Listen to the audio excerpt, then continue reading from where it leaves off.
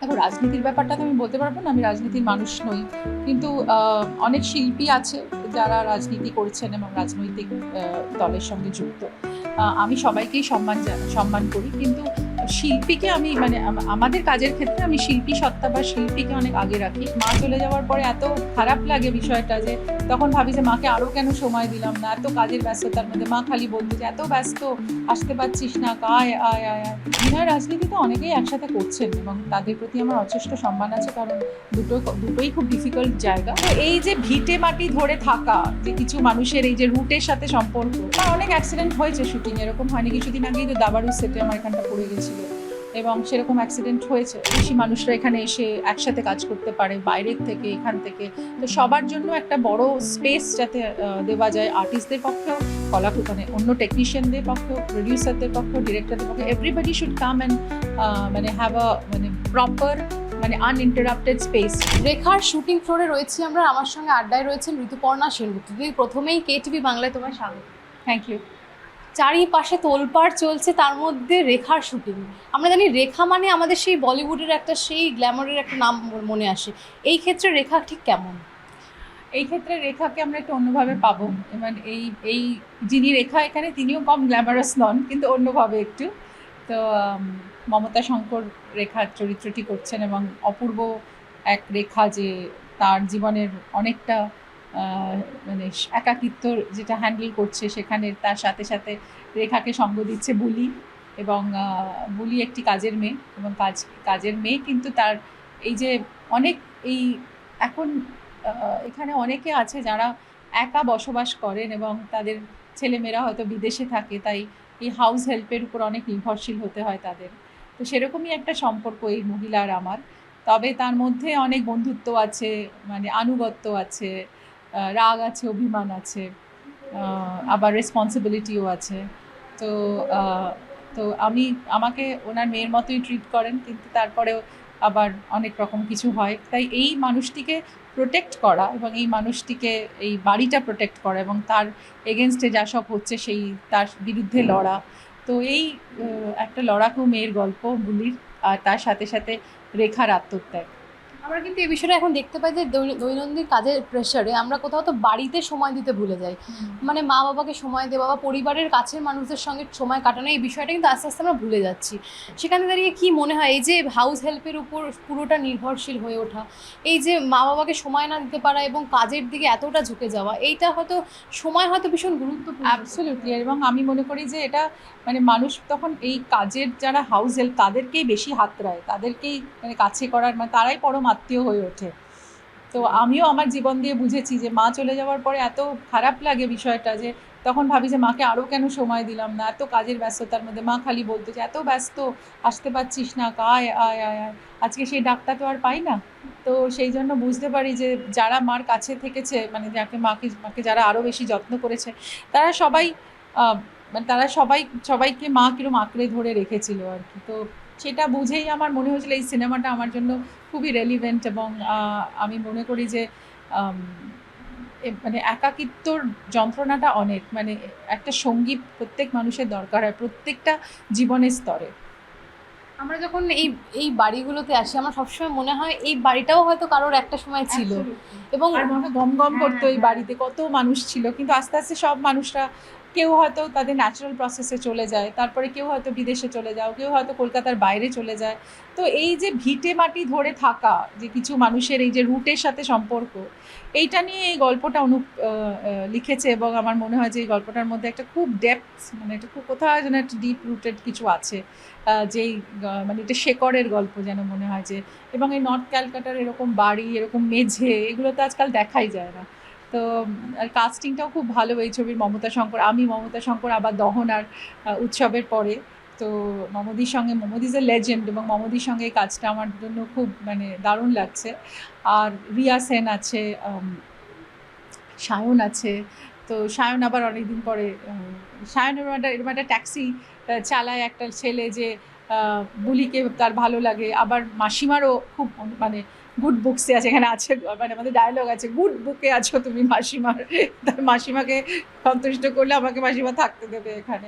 তো এরকম আর কি, এইরকমভাবে না বাড়িতেও এইরকম অনেক কাপল আছে যারা দেখাশোনা করার জন্য থেকে যায়, সেই বাড়িতে তারা জায়গা পায়। তো এইগুলো খুব ন্যাচারাল এই গল্পটার মধ্যে দেখানো হয়েছে। আমরা জানি যে কাজটা আমাদের সেকেন্ড হোম, যেহেতু আমরা এখানে সারাক্ষণই প্রায় অনেকটা সময় থেকে যাই, তেমনি কাজের জায়গায় যখন অনেক রকমের সমস্যা রাইজ করে তখন হয়তো অনেক প্রশ্ন ওঠে, এবং এই মুহূর্তে দাঁড়িয়ে যেটা আমাদের মনে হয় যে এখন টলিউডের সমস্যাটা অনেকটা পাবলিক হয়ে গিয়েছে। এখন পাবলিকরাও চলে এসছে, মানে ঘরের ভেতরের সমস্ত ঝামেলা বাইরে। তোমরা তো বহুদিন ধরে কাজ করছো, আগে হয়তো এতটা ছিল না, এখন যে পরিমাণে বেড়েছে, কি বলতে চাইবে? কাজের জায়গায় তো সমস্যা থাকবেই, সেটা সমাধান করার মতো মানে একটা এক্সপার্টিস থাকা উচিত। কারণ সমস্যা তো তৈরি হতেই পারে, সেখানে একটা সলিউশনও থাকা দরকার। সেরকমভাবে আমরা তো অনেক রকম চেষ্টা করছি বিভিন্ন স্তর থেকে, এবং আমাদের আর্টিস্টদের এই ফোরাম থেকেও আমরা চেষ্টা করছি, যেখান থেকে বেশ কিছু মানে কমপ্লেন্টস বা তাদের কোনো গ্রিভান্স আছে সেগুলো জানতে পারছি। হয়তো অনেক কিছু জানতে পারিনি আগে, সেগুলো জানার চেষ্টা করছি এবং সেখানে আমাদের ইনপুট দেওয়ার চেষ্টা করছি। সো লেটস সি, মানে আমরা নিশ্চয়ই মানে আমরা সবসময় চাই যে ইট শুড বি আর হারমোনিয়াস কোএক্সিস্টেন্স, যেখানে সবাই সবার মতো করে এক স্বাধীনভাবে সুন্দরভাবে মানে প্রবলেমস ছাড়া কাজ করতে পারবে। তো সেই প্রবলেমসের সলিউশনগুলো সবাই মিউচুয়ালি বসে ঠিক করাই দরকার। এই মিউচুয়াল ডিসকাশনের কথা বলে সেখানে আমরা দেখছি পদত্যাগের বিষয়টা বারংবার আসছে, এবং বলা হচ্ছে রাজনীতি যাতে না ঢোকে আর টলিউডে। এই যে এত রকমের সমস্যা, তোমার কি মনে হয় যদি ইনকেস রাজনীতি যদি ঢোকে, যদি টলিউডে ইনভলভ হয়, তাহলে কোন কোন বিষয়ে নজর দিলে তোমাদের কাজের স্পেয়ারটা আরও অনেক বেটার হবে বলে মনে হয়? দেখো, রাজনীতির ব্যাপারটা তো আমি বলতে পারবো না, আমি রাজনীতির মানুষ নই। কিন্তু অনেক শিল্পী আছে যারা রাজনীতি করছেন এবং রাজনৈতিক দলের সঙ্গে যুক্ত। আমি সবাইকেই সম্মান করি, কিন্তু শিল্পীকে আমি মানে আমাদের কাজের ক্ষেত্রে আমি শিল্পী সত্তা বা শিল্পীকে অনেক আগে রাখি। এবং তারা প্রথমে শিল্পী, এবং সেই শিল্পর জায়গা থেকে তারা শিল্পকে কিভাবে সম্মান দেবে, শিল্পীকে কিভাবে আগলে রাখবে, তারা নিশ্চয়ই একটা কোনো জাস্টিফাইড জায়গা তৈরি করবে। মানে কোন কোন বিষয়গুলোর দিকে যদি সরকার নজর দেয় তাহলে তোমাদের কাজের স্পেয়ারটা অনেকটা ভালো হয়ে এগুলো যাবে? দেখতে হবে, অনেকগুলো বিষয় আছে যেগুলো নিয়ে কথা চলছে। আমাদের ইন্ডাস্ট্রিটা যাতে বড় হয়, ইন্ডাস্ট্রিতে আরও বেশি কাজ হয়, আরও বেশি মানুষরা এখানে এসে একসাথে কাজ করতে পারে, বাইরের থেকে এখান থেকে। তো সবার জন্য একটা বড় স্পেস যাতে দেওয়া যায়, আর্টিস্টদের পক্ষেও, মানে অন্য টেকনিশিয়ানদের পক্ষেও, প্রডিউসারদের পক্ষেও, ডিরেক্টরদের পক্ষে, এভরিবডি শুড কাম অ্যান্ড মানে হ্যাভ আ মানে প্রপার মানে আনইন্টারাপ্টেড স্পেস, যেখানে ভালোভাবে কাজ করতে পারবে, এটাই আমি চাই। সেখান থেকে আরও একটা প্রশ্ন আসছে শুটিংয়ের সুরক্ষা। এই নিয়ে যেহেতু আমরা দেখেছি রাহুল অরুণোদয় বন্দ্যোপাধ্যায়ের একটা ঘটনা ঘটে গিয়েছে, সেখানে তিনি জলে তলিয়ে যান শুটিং করতে গিয়ে এরকম সমস্যা কি তুমি কোনোদিনও ফেস করেছো, যে সেটাকে তুমি অ্যাক্সিডেন্ট হিসেবে জাস্ট এড়িয়ে গিয়েছো? না, আমার অনেক অ্যাক্সিডেন্ট হয়েছে শুটিং, এরকম হয়নি। কিছুদিন আগেই তো দাবারু সেটে আমার এখানটা পড়ে গেছিলো, এবং সেরকম অ্যাক্সিডেন্ট হয়েছে, আমি জানি। তো সুরক্ষার ব্যাপারটা নিশ্চয়ই ইম্পর্ট্যান্ট, এবং সেই জন্য আমরা সুরক্ষার জন্য অনেকগুলো অ্যাপিল করেছি, এবং সুরক্ষার জন্য সেরকমভাবে আমরা সুরক্ষার মানে নথিপত্র তৈরি হয়েছে, এবং প্রডিউসাররা আমাদের সঙ্গে সেই বিষয়ে কাজ করছেন, এবং আমি চাইবো যে সেগুলোকে যাতে প্রপারলি ইমপ্লিমেন্টেশন আরও ভালো করে হয়। আর রাহুলের চলে যাওয়াটা তো আমাদের কাছে একটা বড় ভ্যাকিউম হয়ে গেল, এবং এত বড় লস, যেটা কোনোদিনই এটা অপূরণীয় ক্ষতি, এবং ইটস অ্যান ইরেপারেবল লস, এটা আমরা কোনোদিনই এই লসটাকে কোনোদিন নেগোশিয়েট করতে পারবো না। আমরা চাইবো যে রাহুল আমাদের অনেক কিছু শিখিয়ে দিয়ে গেছে, দেখিয়ে দিয়ে গেছে। তো সেইখান থেকে আমরা চাইবো যে আর যেন মানে সুরক্ষিত আমরা সবাই থাকি, এবং সেভাবেই সুরক্ষা মেনে যাতে কাজ হয়, মানে শিল্পীরাও অত্যন্ত বেশি ঝুঁকি না নেয়, এবং মানে প্রোডাকশন থেকেও সমানভাবে মানে অনেক সময় মানে একটা মানে কাঠামো তৈরি করা থাকে যেটাকে না পেরোতে পারে আর কি, মানে বলে না যে লাইক মানে লক্ষণ রেখাটা, মানে একটা প্রোটেক্টেড রিং যাতে তৈরি করা থাকে। তো সেটাই আমি মনে করি যে সেটা করা উচিত, এবং সেটার দিকেই কাজ এগোচ্ছে। আচ্ছা, অভিনয় এবং রাজনীতি একসঙ্গে কি করা যায়? এই করা যায় না বলেই কি তোমাকে আমরা এই ফিল্ডে পেলাম না? কারণ অফার নিশ্চয়ই তোমার কাছে এসছে, সেটা আমরা আন্দাজ করতেই পারি। না, অভিনয় রাজনীতি তো অনেকেই একসাথে করছেন, এবং তাদের প্রতি আমার যথেষ্ট সম্মান আছে, কারণ দুটোই খুব ডিফিকাল্ট জায়গা, এবং তারা দুটো মিলিয়ে যেভাবে কাজ করছে সেটা আমার কাছে অত্যন্ত মনে হয় ভেরি চ্যালেঞ্জিং।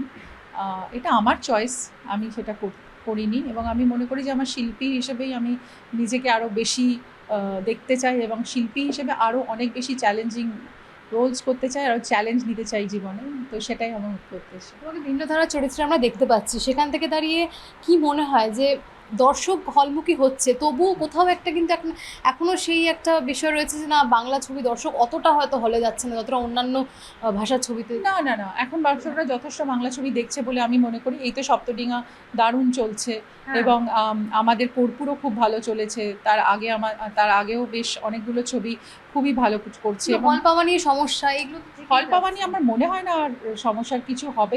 সবাই মানে নিজেদের মতো করে আবার রিলিজের কথা ভাবছে, সেটা মিউচুয়াল ডিসকাশনের মধ্যে হল মালিকদের সাথে, ডিস্ট্রিবিউটরদের সাথে নিশ্চয়ই ডিসকাশন করেই সব কিছু করছে। তো আই থিঙ্ক এটা আমাদের সবার জন্যই খুব পজিটিভ একটা দিকে যাচ্ছে, এবং আই থিঙ্ক আমরা ভালো ছবি করব এবং ভালোভাবে রিলিজ করব, এটাই আমাদের আশা। একদম শেষ করবো, তোমার ক্যারেক্টারটা নিয়ে আরেকবার একটু বলে দাও, এবং শুটিং চলছে, কবে রিলিজ তো হবেই, তবে একটু দর্শককে তোমার ক্যারেক্টারটা নিয়ে আরেকটু ব্রিফ করে দাও। শুটিং চলছে আমাদের নতুন ছবি রেখার, এবং তার মধ্যে আমার চরিত্রটি হচ্ছে বুলি, এবং বুলি একটা দারুণ মজার চরিত্র, এবং দারুণ তার মধ্যে অনেকগুলো দিক আছে যেগুলো আপনারা যখন আমাকে দেখবেন সিনেমাতে ডিসকভার করতে পারবেন। কিছুদিন আগেই আমি একটা খুব ভীষণ কম্পোজড, খুব একটা সিরিয়াস চরিত্র করেছি মনীষা মুখার্জি কর্পূরে, আর বুলির সঙ্গে একটু মিল খুঁজে পাবেন না। তাই এইভাবেই আমি নিজেকে অনেক অনেক ডিফারেন্ট রোলে আপনাদের কাছে মেলে ধরতে চাই।